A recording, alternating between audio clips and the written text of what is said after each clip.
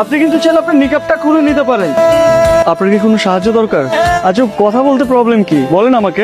আপনি আবার আমাকে বিরক্ত করতে এসেছেন, আপনি প্লিজ চলে যান। আপনাকে দেখে অনেক বিপদগ্রস্ত মনে হচ্ছিল, তাই মনে হচ্ছিল আপনার কোনো সাহায্য দরকার। এই শহরে তো নানান ধরনের মানুষ থাকে, ভালো মানুষ খুঁজে পাওয়া খুব কঠিন। ঠিক আছে, আপনি সাবধানে থাকবেন। শোনেন, আমি আসলে বাসা থেকে পালিয়ে এসেছি। তারা আমার বিয়ে ঠিক করেছে অন্য একটা জায়গায়, আমার অমতে। বুঝতে পেরেছি। তাহলে আপনাকে কিভাবে সাহায্য করতে পারি আপনি বলুন।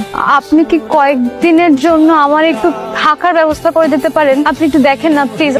এভাবে মেয়েটাকে একা রাস্তায় কিভাবে ফেলে যায়? এই প্রথম কোনো মেয়েকে দেখে এতটা ভালো লাগছে। তাছাড়া একটা মায়াও কাজ করছে। বাসায় নিয়ে যাবো। আচ্ছা, আপনি কিছু না মনে করলে আপনি চাইলে আমার সাথে আমার বাসায় যেতে পারেন। আমার বাসায় 2টা বেডরুম আছে। মাঝে মধ্যে মা গ্রাম থেকে আসলে আমার সাথে থাকে আর কি। আপনার যদি কোনো আপত্তি না থাকে তাহলে আমাকে বিশ্বাস করতে পারেন। হাতে এটাকে নানি নাকি? গ্রাম থেকে নানি রেডি আইছেন? ওয়াইফ রোশা। কি আপনার ওয়াইফ? মানে আপনি তো ব্যাচেলার, আপনি বিয়ে করলেন কবে? আরে এবার ছুটি দিয়ে যে বিয়েটা সেরে ফেললাম আর কি। আমাদের তো কিছু বললেন না। এটাই আমার বাসা। 2টা বেডরুম আছে। ওই পাশের রুমটা আমি থাকি, আর এই পাশের রুমটা মোস্ট অফ দ্য টাইম খালি থাকে। আপনাকে আমি কি বলছিলাম যে ফ্রেশ হয়ে রেস্ট করবেন। আপনি বাসা গুছিয়ে রেখেছেন কেন?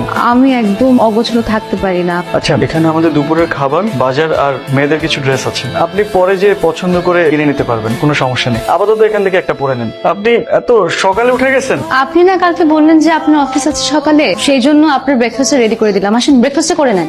আপনি এত কিছু কেন করতে গেছেন? আর আমি তো সকালে খাই না। অফিসে যে চা অথবা কফি একটা খেয়ে নিই, ওটাই সকালের ব্রেকফাস্ট। আপনি হালকা কিছু খেয়ে নেন।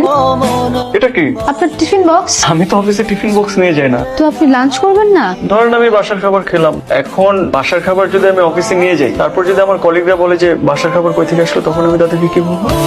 বলবেন আপনার মানে বলবেন না আপনি বাসায় একটা কাজের লোক রেখেছেন, সে রান্না করে দিয়েছে। আপনার কি মনে হয় আমি বাসায় একটা কাজের লোক রেখেছি? আপনি কিন্তু সবসময় একটা কথার অন্য একটা মিনিং খুঁজে বের করেন। আমি মোটেও ভাবে বলিনি। ফোনটা আপনি রাখেন, আর যদি কোনো প্রবলেম হয় আমাকে ফোন করবেন।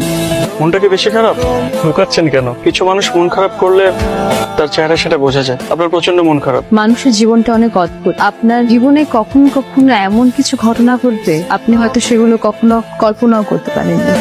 আর আপনি জানেনও না যে সেই ঘটনাগুলো ঘটলে আপনি কি করবেন বা আপনার জীবন কোন দিকে মন নেবে। এসব ছোট ছোট ঘটনা নিয়ে তো জীবন, আর এইসব ছোট ছোট ঘটনাকে আপনি যত মনে রাখবেন তত পিছিয়ে পড়ে যাবে। চাচা, আপনি হয়তো বাসার উপরে পাঠাই দিছি। শুনলাম তুমি নাকি বিয়ে করেছো, বিয়ে করে বউ নিয়ে আসছো, তাই বৌমাকে দেখতে চলে আসলাম। তো বৌমা কোথায়? বৌমাকে ডাকো। রুষা, রুষা, রুষা। বৌমা তো দেখতে খুবই সুন্দর। চাচার জন্য চা বানিয়ে নিয়ে আসে, যাও। চাচা আপনি বসেন, আমি চা বানিয়ে নিয়ে এসেছি। না মা, চা লাগবে না। রাফি তোমার ছেলের মতো, খুব ভালো ছেলে। শুনলাম রাফি বিয়ে করে বউ নিয়ে এসেছে, তাই তোমাকে না দেখে আর থাকতে পারলাম না। তুমি খুব ভাগ্যবতী যে রাফির মতো একটা ছেলে পেয়েছো। আমি দোয়া করি